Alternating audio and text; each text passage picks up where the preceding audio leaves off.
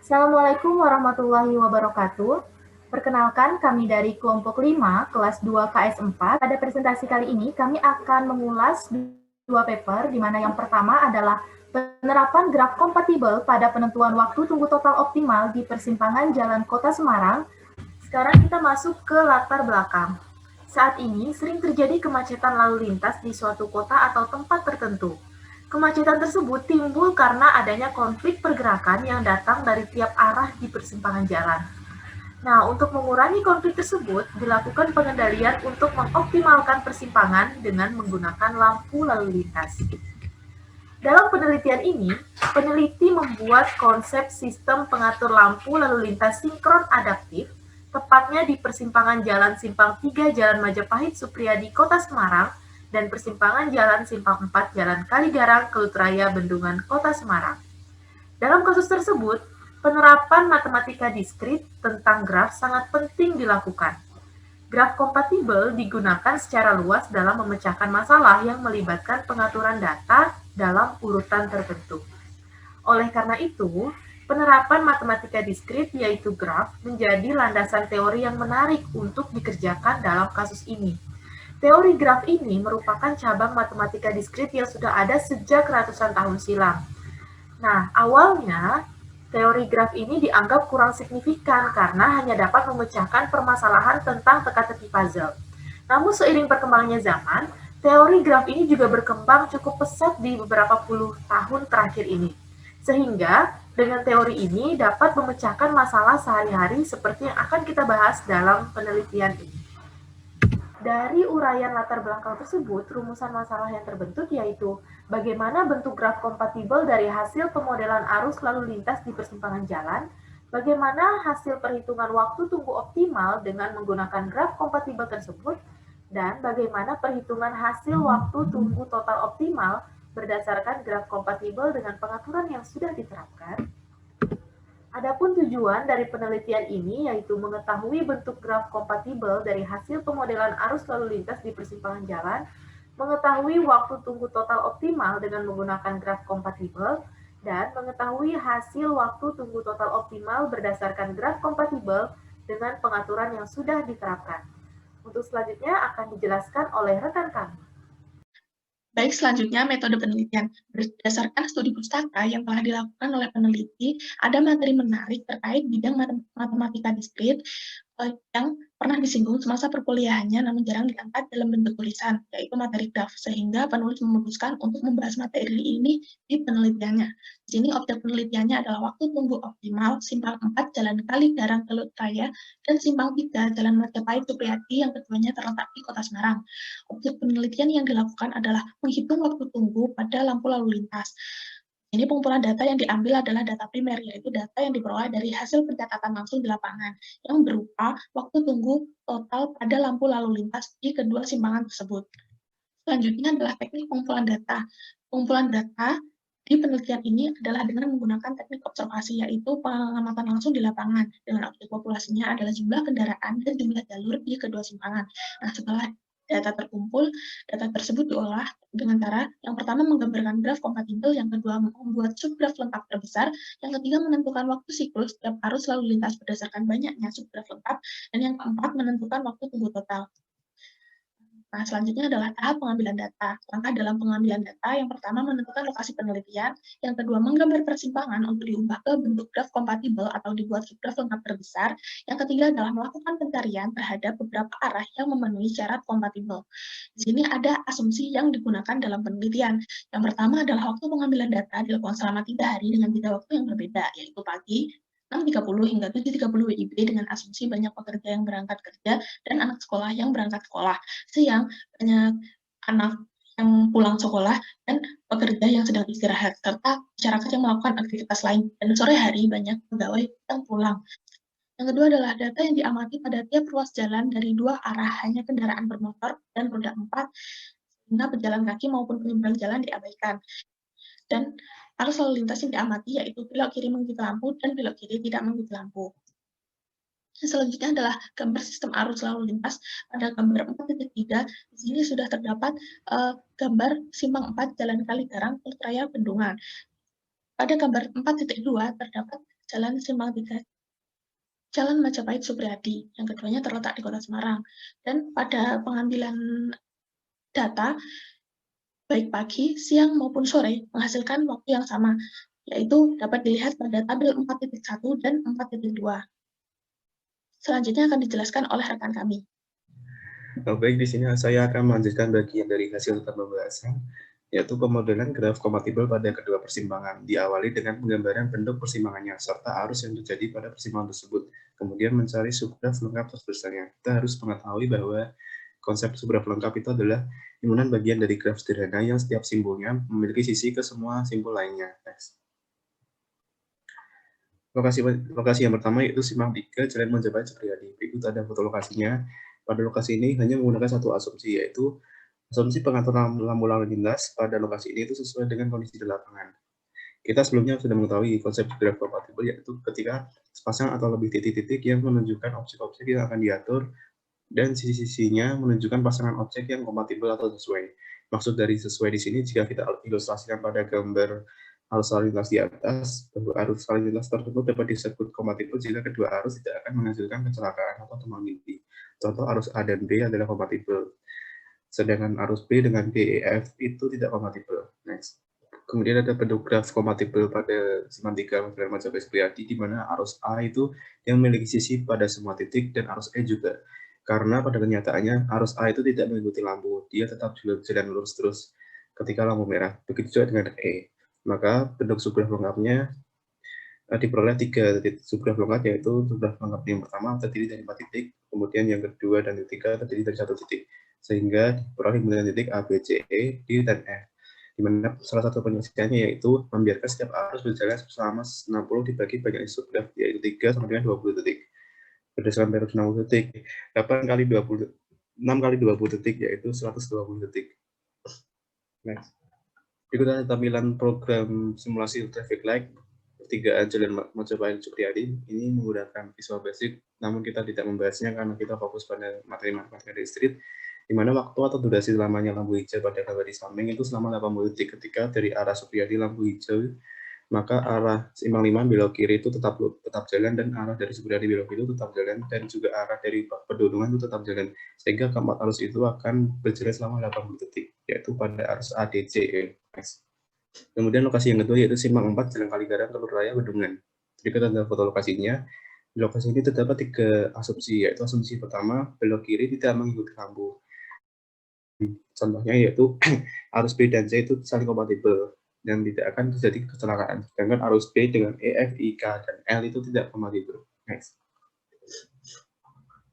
Berikut ada bentuk graf kompatibelnya. Karena asumsinya belok kiri tidak mengikuti lampu, maka pada arus yang belok kiri itu dia memiliki sisi pada semua titik, sehingga bentuk graf lengkapnya yaitu ada 4 subgraf yang hanya terdiri dari masing-masing 2, yaitu BC, EF, HI, dan KL. Di mana salah satu penyelesaiannya yaitu membiarkan setiap jalur berjalan selama 60 dibagi 4, yaitu 15 detik ya periode. Next. Berdasarkan periode 60 detik, satu subgraf lengkap masing-masing tadi terdiri dari 2 titik, di mana waktu tunggu totalnya itu diperoleh banyaknya titik yaitu 8 dikali 15 detik sama dengan 120 detik. Asumsi yang kedua yaitu asumsi belok kiri mengikuti lampu. Kita tahu bahwa arus yang kompatibel itu tidak menghasilkan kecelakaan. Contohnya yaitu arus A, B, dan C itu kompatibel, sedangkan arus B dengan E, F, I, J, K, L itu tidak kompatibel. Next.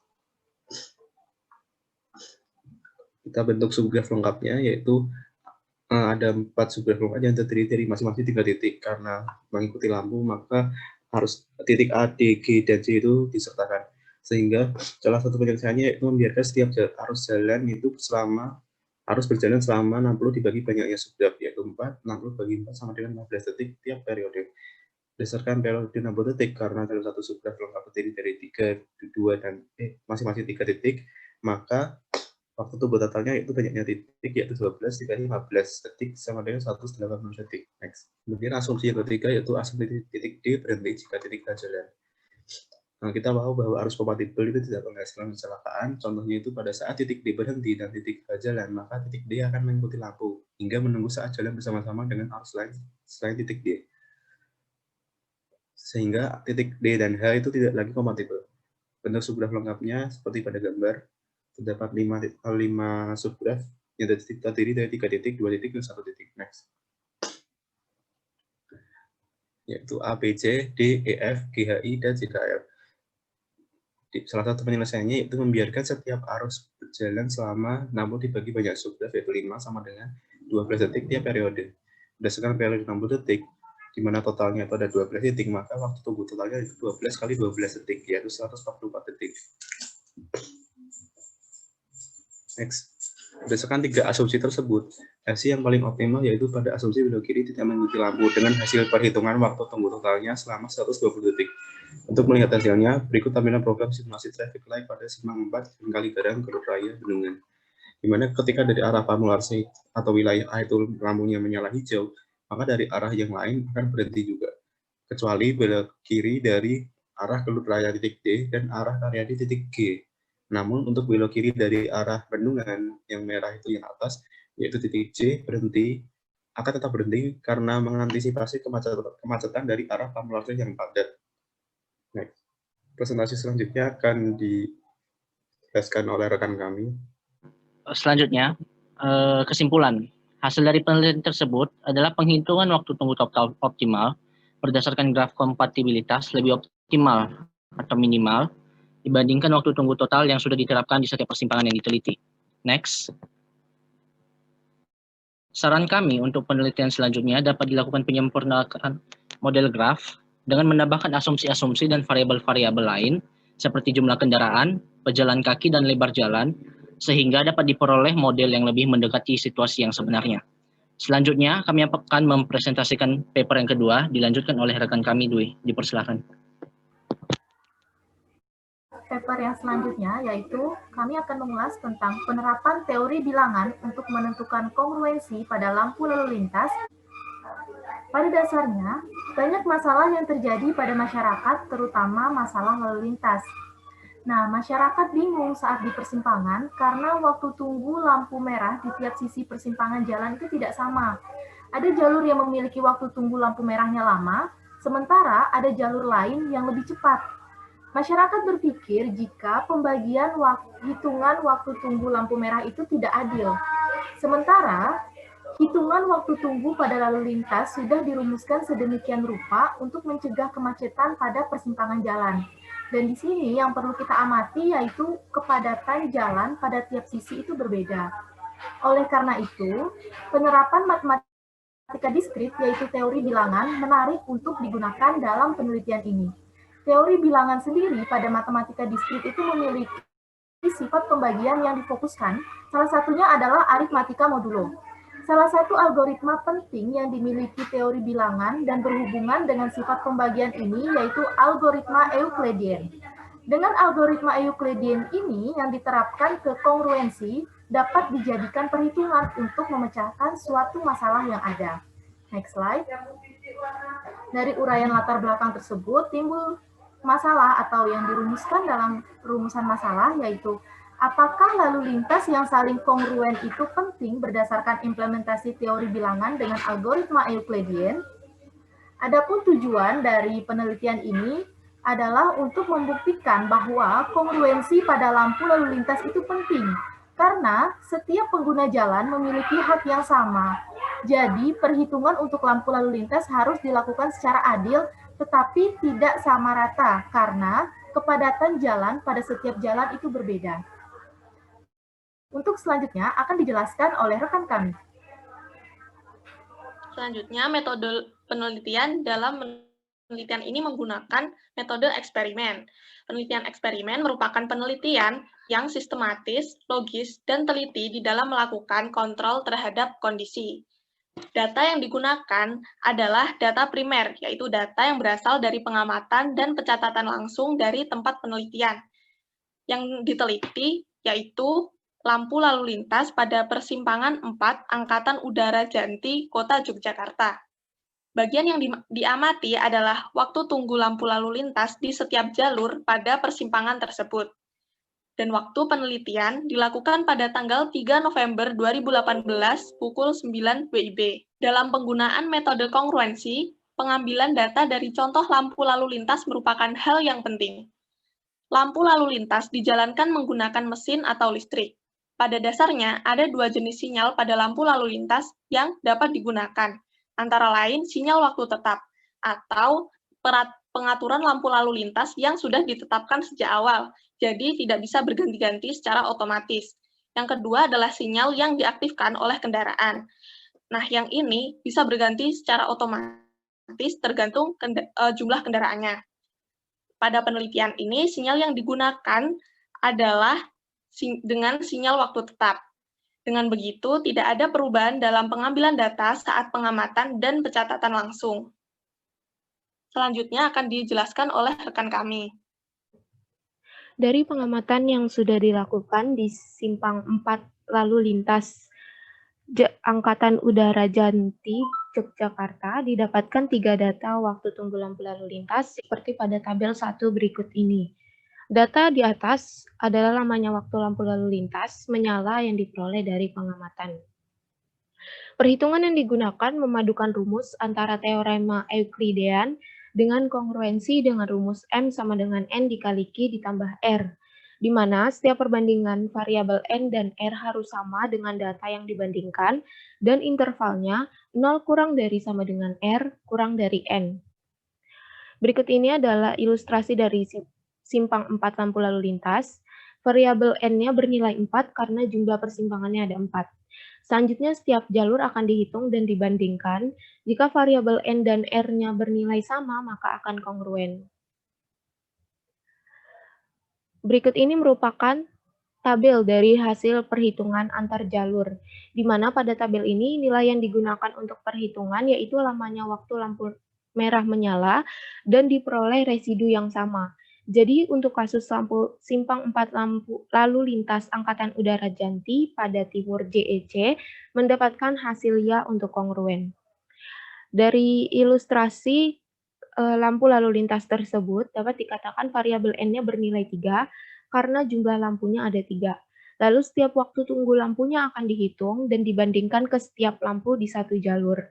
Misalnya semua lampunya sudah dihitung, perhitungan dari lampu merah nantinya akan dibandingkan ke lampu kuning, hijau, atau sebaliknya. Berikut ini merupakan tabel dari hasil perhitungan antar lampu pada jalur selatan. Dari tabel ini dikatakan lampu hijaunya tidak kongruen dengan lampu merah dan kuning. Hal ini kemungkinan bisa disebabkan oleh delay pada lampu saat berganti warna, sehingga datanya kurang akurat, atau karena perhitungannya tidak berada pada asas kekongruenan. Berikut ini merupakan tabel 4, yaitu hasil perhitungan antar lampu pada jalur utara, di mana dari tabel tersebut dikatakan semua lampunya tidak kongruen. Tabel 5 merupakan hasil perhitungan antar lampu pada jalur timur, di mana dikatakan pada tabel ini lampu kuningnya tidak kongruen dengan lampu merah dan lampu hijau. Berikut ini adalah tabel 6, yaitu hasil perhitungan antar lampu pada jalur barat, di mana dari tabel tersebut dikatakan lampu kuningnya tidak kongruen dengan lampu merah dan lampu hijau. Dari tabel 2 sampai 6 dapat dikatakan bahwa lampu lalu lintas tidak selalu kongruen, tetapi jika lampu lalu lintas mempunyai kekongruenan, bisa diartikan bahwa waktu tunggu dari setiap jalur sisinya itu ideal. Adapun penyebab terjadinya ketidakkongruenan disebabkan oleh beberapa faktor. Yang pertama, jumlah pengendara di jalur tersebut. Yang kedua, volume lajur jalannya. Yang ketiga, arah dari tujuan jalurnya. Berikutnya akan dijelaskan oleh rekan kami. Selanjutnya pada bagian kesimpulan, kami dapat menyimpulkan bahwa penggunaan algoritma Euclidean dapat diterapkan untuk menyelesaikan perhitungan kongruensi lampu lalu lintas. Pada perbandingan antar lampu lalu lintas di persimpangan 4 Angkatan Udara Janti, Kota Yogyakarta, didapatkan saling kongruen. Artinya, waktu tunggu lampu merah pada persimpangan tersebut sudah adil sesuai dengan peruntukan dan kebutuhannya. Nah, pada paper 1 dan paper 2 dapat ditemukan bahwa secara tidak langsung adanya hubungan di mana paper 1 dan paper 2 sama-sama memperhitungkan waktu tunggu optimal pada persimpangan, walaupun dilakukan penelitian pada persimpangan yang berbeda. Nah, perbedaannya pada paper kedua digunakan lebih banyak variabel, seperti misalnya jumlah pengendara dan volume lajur jalan. Sehingga secara tidak langsung dapat dikatakan bahwa paper 2 melengkapi kekurangan dari paper 1. Selanjutnya kami serahkan kepada rekan kami. Baik, demikianlah presentasi dari kami kelompok 5 2KS4. Kami mohon maaf apabila terdapat kesalahan atau hal-hal yang kurang berkenan. Terima kasih atas segala perhatiannya. Semoga video ini dapat bermanfaat. Akhir kata, wabillahi taufiq wal hidayah. Wassalamualaikum warahmatullahi wabarakatuh.